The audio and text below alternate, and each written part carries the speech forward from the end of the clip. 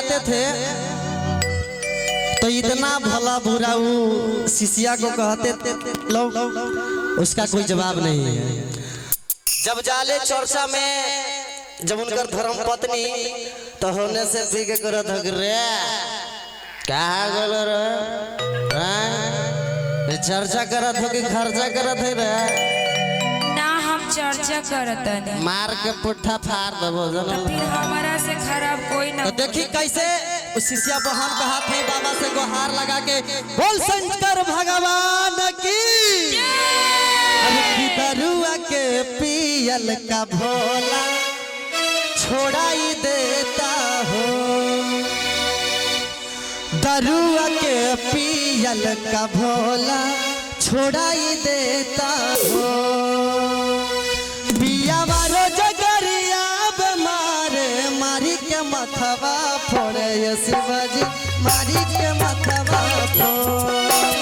बिया मारो जगरिया मारे मारी के मथवा फोड़े शिवजी मारी के मथवा दरुआ के पियल का ये भोला छोड़ाई देता हो दरुआ के पियल का ये भोला छोड़ाई देता हो पिया बारो जगरिया मारे मारी के मथवा फोड़े शिवजी मारी के मथवा पिया बारो जगरिया मारे मारी के मथवा फोड़े शिवजी मारी के मथवा दरुआ के पियल का ये भोला छोड़ाई देता हो दरुआ के पियल का ये भोला छोड़ाई देता हो। जय हो मीठा मीठा ताली दीदी मीठा मीठा भैया आप लोग भी मीठा मीठा आप ही पे है ठिकाना आप ही पे है। हाँ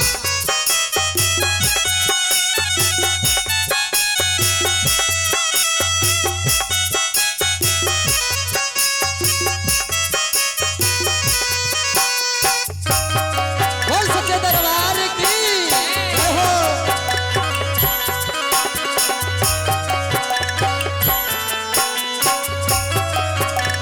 और देखी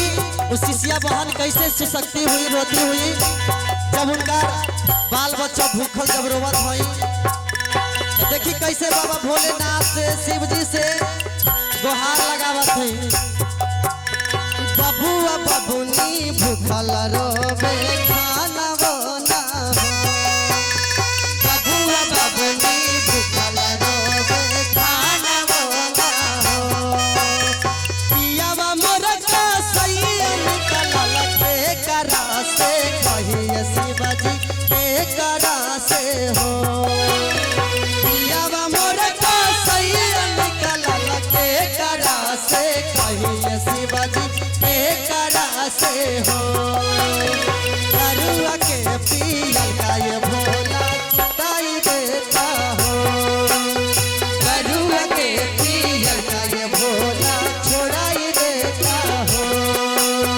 दरुआ के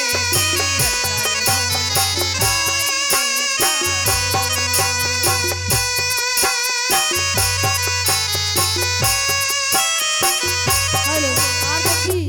जय हो और देखिए एक दीदी जी की तरफ से बहुत सारा आशीर्वाद बटे हमारी तरफ से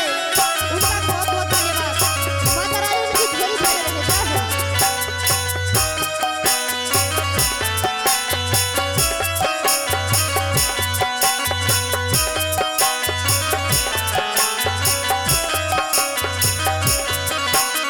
कहाने का सूर्य बाबा सहीले काले कहाने का सूर्य बाबा सहीले काले गाँव घर गोपिया तारा मारा हाथो जय भोला मारा हाथो गाँव घर गोपिया तारा मारा हाथो जय भोला मारा हाथो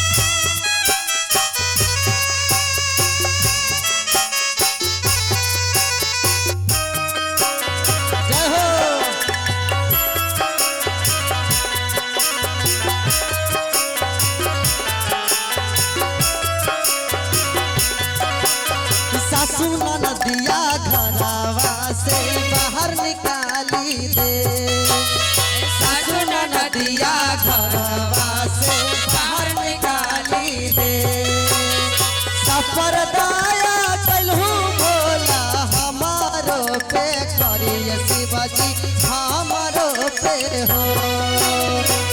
पर दया कलहू भोला हमारो पर करिए शिवाजी हमारो पर हो करुआ के पियल का ये भोला छोड़ाई देता हो करुआ के पियल का ये भोला छोड़ाई देता हो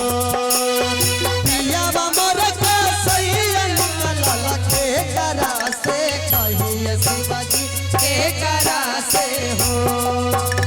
पिया मोर का सैयन कलल के करा से कहिए शिवाजी के करा से हो करुआ के पियल का ये भोला छोड़ाई देता हो करुआ के पियल का ये भोला छोड़ाई देता हो करुआ के पियल का ये भोला छोड़ाई देता हो। प्रेम सूर्य शंकर भगवान की जय जय हो जय हो।